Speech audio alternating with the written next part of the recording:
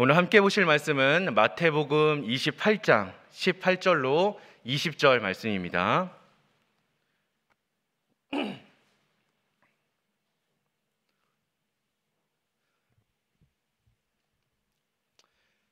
마태복음의 마지막 말씀이죠. 28장 18절로 20절까지의 말씀, 제가 한 절, 여러분이 한 절, 그리고 마지막 절은 함께 읽도록 하겠습니다. 예수께서 나와 말씀하여 이르시되 하늘과 땅의 모든 권세를 내게 주셨으니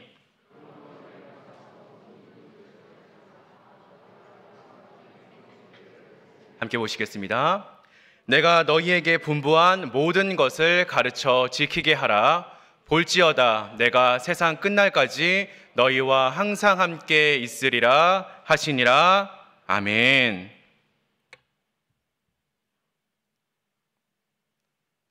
1차 전도여행 2년 갈라디아, 2차 전도여행 3년 마게도냐, 아가야, 헬라, 3차 전도여행 4년 아시아.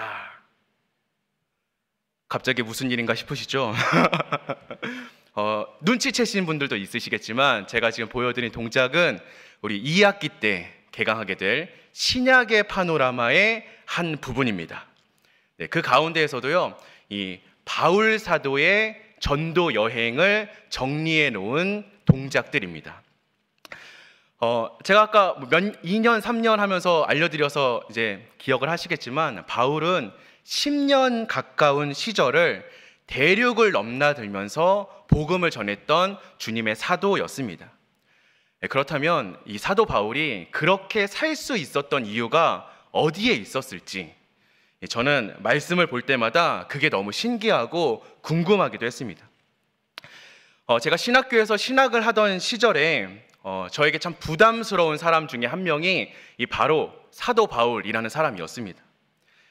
예수를 핍박하고 또 예수를 믿는 사람을 잡아 가두는 데 앞장섰던 사울이라는 청년이 한순간의 성령 체험으로 인하여서 인생이 완전히 변한 것도 너무 놀랍고 신기한데, 거기서 멈춘 게 아니라 그 예수를 전하기 위하여 일평생을 헌신했던 사람이죠. 심지어는 자신의 마지막 발걸음조차도 이 로마를 향한 복음 전파의 불씨를 붙잡고 나아갔던 사람, 이 사람이 바로 사도 바울이라는 사람이었습니다. 그래서 저는 사도 바울처럼 살겠다, 이렇게 고백하는 건요, 감히 상상도 못할 정도로 이 사도 바울이라는 분은요, 저에게 너무나도 부담스러운, 벅찬 그런 존재였습니다.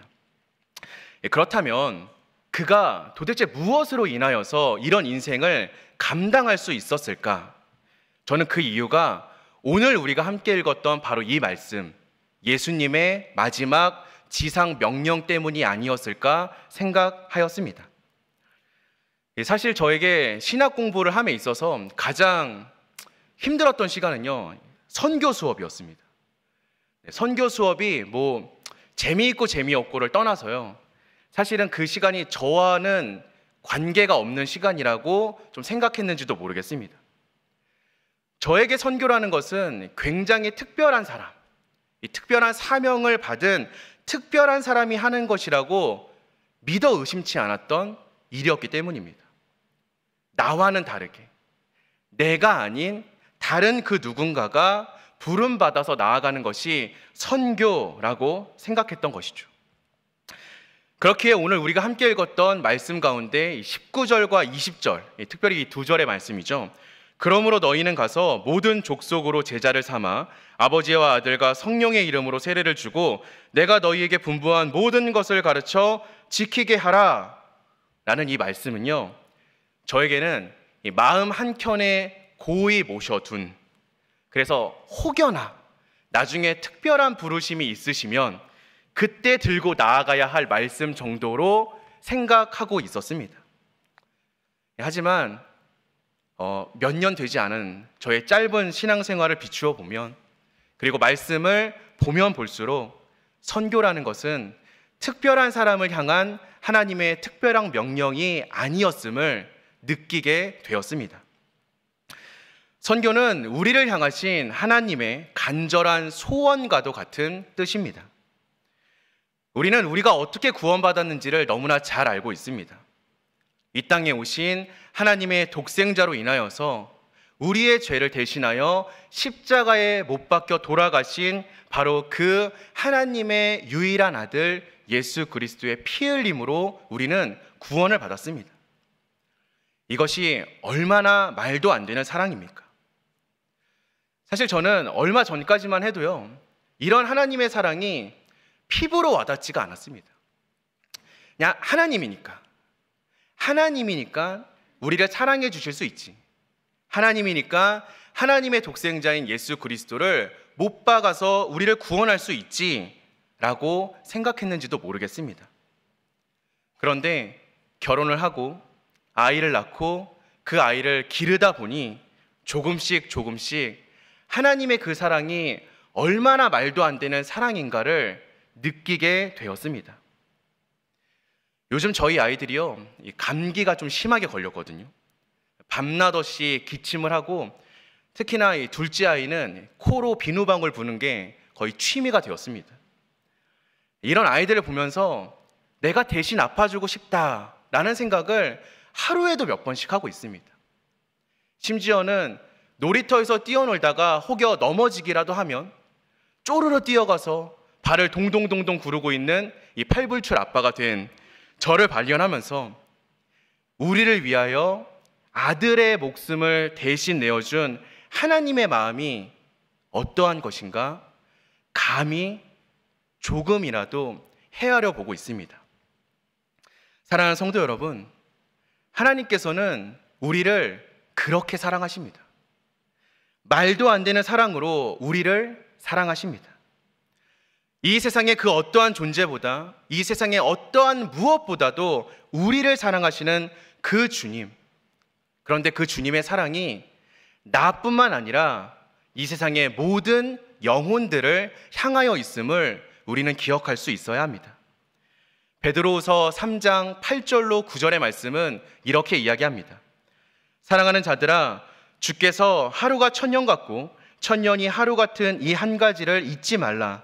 주의 약속은 어떤 이에 더디다고 생각하는 것 같이 더딘 것이 아니라 오직 너희를 대하여 오래 참으사 아무도 멸망치 않고 다 회개하기에 이르기를 원하시느니라.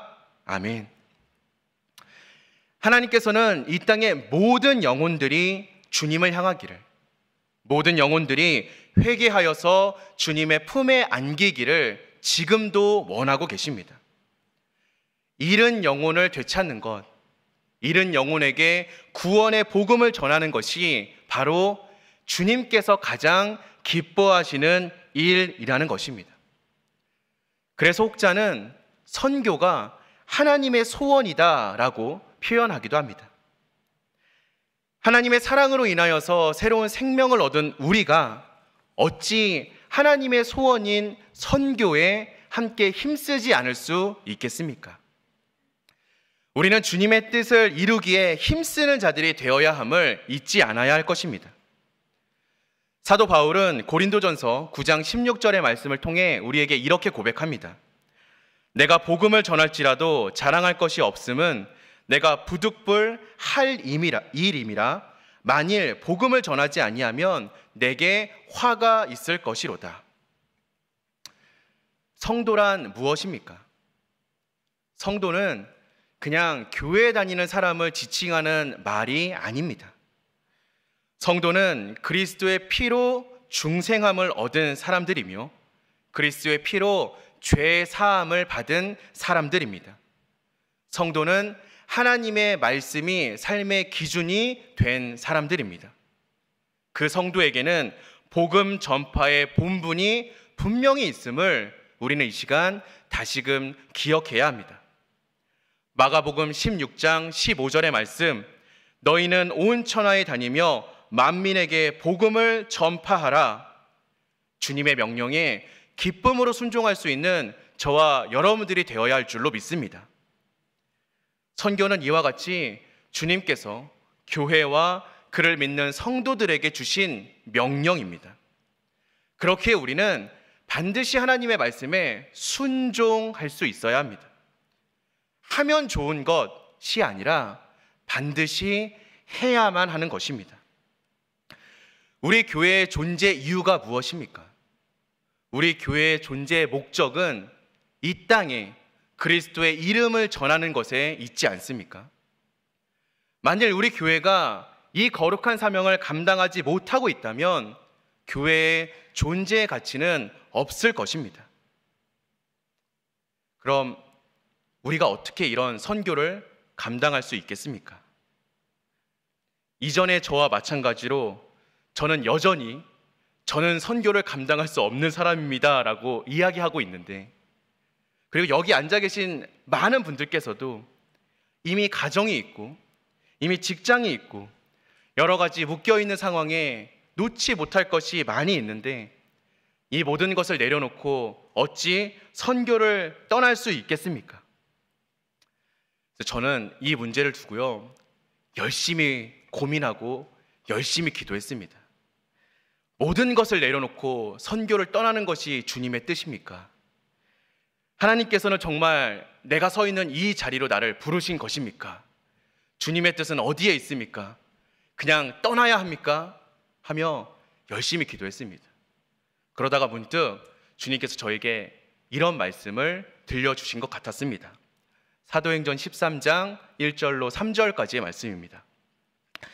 안디옥 교회에 선지자들과 교사들이 있으니 곧 바나바와 니게르라 하는 시므온과 구레네 사람 루기오와 분봉왕 헤롯의 젖동생 마나인과 및 사울이라. 주를 섬겨 금식할 때에 성령이 이르시되 내가 불러 시키는 일을 위하여 바나바와 사울을 따로 세우라 하시니 이에 금식하며 기도하고 두 사람에게 안수하여 보내니라. 아멘.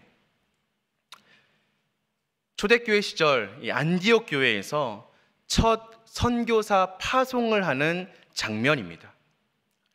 안디옥 교회는 하나님의 일을 위하여서, 다시 말해 선교를 위하여서 이 성령의 말씀을 따라 두 사람을 따로 세워 안수하여 보냈습니다. 특별히 오늘 3절의 말씀이죠. 이에 금식하며 기도하고 두 사람에게 안수하여 보내니라.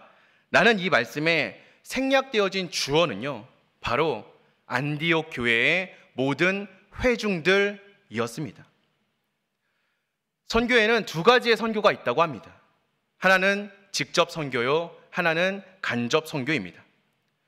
직접 선교는 바나바와 바울과 같이 직접 타지로 나아가서 복음을 전하고 하나님의 나라를 세워가는 것을 의미하고, 간접 선교는 안디옥 교회의 회중과 같이 직접 나아갈 사람을 세우고 그들을 위하여서 기도하며 그들과 동역하는 것입니다. 사랑하는 성도 여러분, 오늘 우리는 선교사 파송 예배로 오후 예배를 함께하고 있습니다. 우리는 하나님의 소원인 선교에 직접 나아갈 수 없기에 선교사님들을 세우고 안수하고 파송하는 자리에 함께 앉아 있습니다. 그렇다면 이분들이 나아가 하시는 선교가 이분들만의 사역이겠습니까? 이분들이 하시는 모든 일들이 우리 정윤의 모든 공동체가 함께하는 사역이 되어야 하지 않겠습니까? 비록 우리의 몸은 이곳에 남아있지만 우리의 마음과 우리의 생각과 우리의 중심은 선교사님들과 함께 선교지로 떠나야 하지 않겠습니까? 바울의 손을 거친 많은 교회들은 그저 바울이 사역하는 것을 바라만 보고 있지 않았습니다. 빌립보서에 나오는 것 같이 에바브로 디도를 보내어 바울의 쓸 것을 돕기도 하였고, 고린도 후서에 바울의 요청에 따라 연보를 보내어 예루살렘 교회와 다른 교회들을 세우고 돕는 것에 뜻과 마음을 함께 하였습니다. 함께 사역하였습니다. 교회의 선교는 우리 모두가 함께 하는 것입니다. 그저 보내놓고 잘하고 있나 보는 것이 아니라 우리의 손으로 그 선교의 사역이 잘 이루어질 수 있도록 우리의 뜻을 모으고 우리의 마음을 모으고 우리의 기도를 모으는 것입니다. 모두가 선교사가 되어서 복음을 들고 저 먼 곳 땅으로 떠날 수 있으면 너무나 좋겠지만 그렇게 할 수 없기에 선교 현지에 나가서 일하고 봉사하는 그들을 기도로 섬기며 물질로 돕는 것이 바로 우리가 할 수 있는 선교입니다. 기회가 있을 때마다, 생각날 때마다 선교지에서 수고하고 애쓰는 그들을 위하여 기도하고 마음을 더하는 것이 바로 우리가 할 수 있는 선교이며, 그 선교의 손길을 통하여서 하나님은 교회를 축복하시고 부흥케 해 주실 것입니다. 사랑하는 성도 여러분, 우리 정륜의 공동체가 주님의 뜻을 이루어가는 교회가 되어야 하지 않겠습니까? 선교가 바로 그 방법인 줄로 믿습니다. 선교는 실제로 가는 것입니다. 동시에 선교는 보내는 것입니다.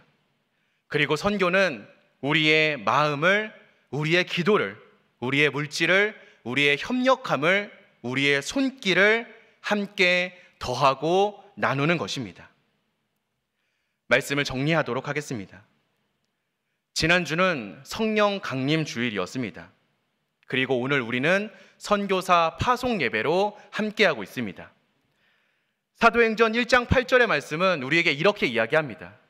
오직 성령이 너희에게 임하시면 너희가 권능을 받고 예루살렘과 온 유대와 사마리아와 땅끝까지 이르러 내 증인이 되리라 하시니라. 아멘. 지난 주일 성령 강림 주일을 통하여서 성령 충만함을 경험하셨습니까? 하셨습니까? 그렇다면 이제 우리는 성령의 권능을 붙잡고 땅끝까지 나아가 주님의 증인이 됨을 감당할 차례입니다. 하나님의 명령을, 또 하나님의 소원인 선교를 감당하기 위하여서 오늘 우리는 선교사 파송 예배로 함께 모이고 있습니다.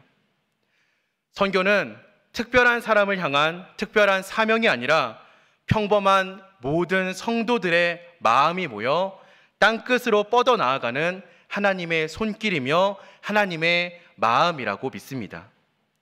이 자리에 앉아 계신 정륜의 모든 가족 여러분, 오늘 이 선교사 파송 예배가 단순히 한 가정을 외국으로 보내며 사역을 잘 감당하라고 박수치고 기도하는 것에 멈추지 않기를 소망합니다.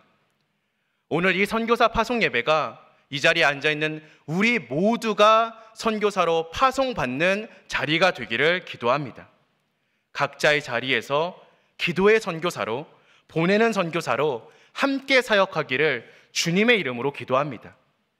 순전한 주의 복음이 귀한 선교사님들을 통하여서 그 먼 타지의 땅으로 흘러가기를, 또 예수님의 사랑으로 한마음이 되어서 뒤에서 기도하고 함께 협력하는 우리 모든 정륜 가족들의 손길을 통하여서 성령님의 도우시고 함께 하시는 은혜가 선교지에 가득하기를, 또 선교사님들의 모든 사역 위에 가득하기를, 또 기도하며 섬기는 우리 이곳의 선교사님들의 삶과 가정과 모든 순간 위에 가득하기를 주님의 이름으로 기도하겠습니다.